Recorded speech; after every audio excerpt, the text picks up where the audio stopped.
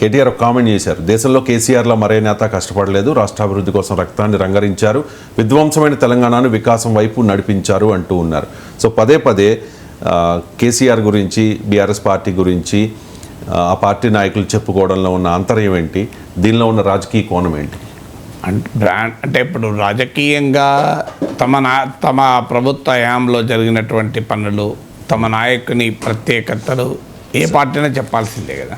ఎందుకంటే అధికారం కోల్పోయిన తర్వాత మళ్ళీ అధికారం రావాలి అంటే చేయాల్సినటువంటి బిల్డ్ చేయాల్సిన నరేటివ్ ఏంటి అనుకున్నప్పుడు, ఒకటి ఈ ప్రభుత్వానికి వ్యతిరేకంగా ప్రభుత్వ లోపాలని, ప్రభుత్వంలో ఒకవేళ ఏదైనా వర్గం అసంతృప్తి చెందితే వారి సమస్యలను ప్రస్తావించడము, ప్రభుత్వ విధానాల్ని ప్రశ్నించడం అనేది ఒక మొదటి లక్ష్యం అవుతుంది. అందుకే ఏ చిన్న అవకాశాన్ని బీఆర్ఎస్ వదలడం లేదు, బీఆర్ఎస్ మీడియా కూడా వదలడం లేదు.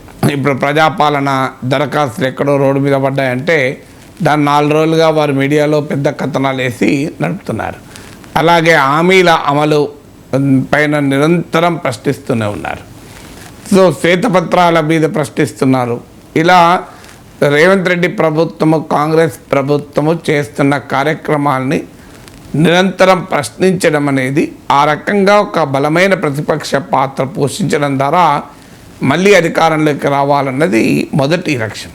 రెండవది, తెలంగాణ అస్తిత్వానికి తామే కర్త కర్మ క్రియ, తమకు మాత్రమే తెలంగాణ అస్తిత్వం పైన పేటెంట్ ఉంది అనే అంశాన్ని కూడా బీఆర్ఎస్ రాబోయే కాలంలో మరింత ఉధృతంగా చెప్తుంది. అందుకే మీకు తెలంగాణ రాష్ట్ర సమితిగా మళ్ళీ పేరు మార్చాలి అనే చర్చ కూడా మీకు మొదలైంది. అంటే బీఆర్ఎస్ పేరు బీఆర్ఎస్ను మళ్ళీ టీఆర్ఎస్గా మార్చాలి అని ఇవాళ పత్రికల్లో కూడా వచ్చాయి. కారణం ఏంటంటే బీఆర్ఎస్ పెట్టడం వల్ల ఆ లింక్ తెగిపోయిందా, అనవసరంగా డైవర్ట్ అయ్యామా, బీఆర్ఎస్ సాధించింది ఏమీ లేదు, అదొక విఫల ప్రయోగము అనే ఆలోచన కూడా బీఆర్ఎస్ వర్గాల్లో వస్తుంది. అలా చేయడం ద్వారా తిరిగి తెలంగాణ అస్తిత్వానికి తామే పేటెంట్దారులమని. అందుకే ఇటీవల కూడా అన్నారు, పార్లమెంట్లో తెలంగాణ బలం గలం బలగం బీఆర్ఎస్ అని చెప్పి కేటీఆర్ వ్యాఖ్యలు కూడా చూశాం. పార్లమెంట్లో బలమైన తెలంగాణ వాణి వినిపించాలన్నా కూడా బీఆర్ఎస్ ఉండాలి. అంటే తెలంగాణ అస్తిత్వము, ప్రాంతీయ అస్తిత్వము. ఎందుకంటే ఒక జాతీయ పార్టీ అధికారంలోకి వచ్చింది, మరో జాతీయ పార్టీ ఇంకో బలమైన ప్రతిపక్షంగా ముందుకు వస్తోంది. 2 జాతీయ పార్టీలతో రాజకీయ పోటీలో ప్రాంతీయ అస్తిత్వము, అందులో తెలంగాణ అస్తిత్వము ఒక బలమైన ఆయుధం అవుతుంది అనేది బీఆర్ఎస్ వ్యూహంలాగా కనబడుతోంది. మూడవది బ్రాండ్ కేసీఆర్. ఎన్నికలకు ముందు కూడా బ్రాండ్ కేసీఆర్తోనే వెళ్ళారు. కేసీఆర్ బ్రాండ్ డెఫినెట్గా ఎంతో కొంత బీఆర్ఎస్కి ఈ స్థాయిలో ఓటింగు సీట్లు రావటానికి కూడా ఉపయోగపడింది. చాలామంది అనుకుంటారు కేసీఆర్ బ్రాండ్ వల్లనే ఓడిపోయారని. కేసీఆర్ బ్రాండ్ అనేది బీఆర్ఎస్కు లాభము నష్టము 2గా పరిణమించింది. లాభముగా పరిణమించడం వల్లనే కేసీఆర్ అనే బ్రాండ్తో బీఆర్ఎస్ ఎన్నికలకు పోయింది. కానీ అదే సమయంలో కేసీఆర్ వ్యవహార సరళి అనే ఒక విమర్శగా కూడా ముందుకొచ్చింది.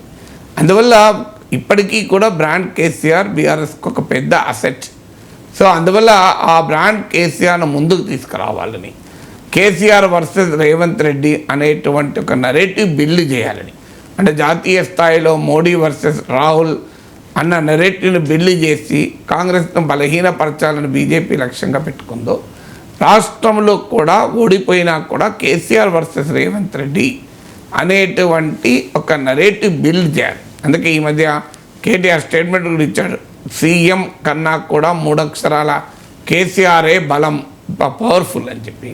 మీకు వార్తలు కూడా వస్తున్నాయి, కేసీఆర్ పార్లమెంటుకు కూడా పోటీ చేయకపోవచ్చు అని. అసెంబ్లీలోనే ఉండి బీఆర్ఎస్ పునర్నిర్మాణానికి, తిరిగి బీఆర్ఎస్ అధికారంలోకి తేవటానికి శ్రమించవచ్చు అని కూడా వస్తున్నాయి. సో అందువల్ల బ్రాండ్ కేసీఆర్, తెలంగాణ అస్తిత్వము, బలమైన ప్రతిపక్షము, ఈ 3 అంశాల ఆధారంగా టీఆర్ఎస్ తన పునర్నిర్మాణాన్ని, పునరుత్తేజాన్ని పొందాలి అని చూస్తున్నట్లుగా ఉంది.